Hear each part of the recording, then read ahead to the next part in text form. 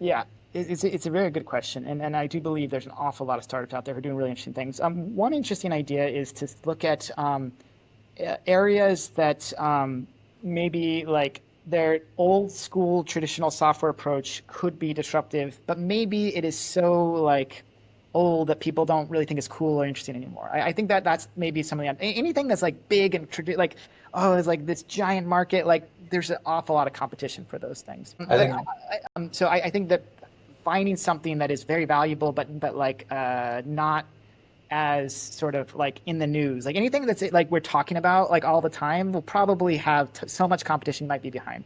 But I will highlight one thing though, which I think is really interesting. Like, if you see something like Cursor, like nobody talked about Cursor a couple years ago. And it was, and you know, it's a relatively, small, like lab at the time.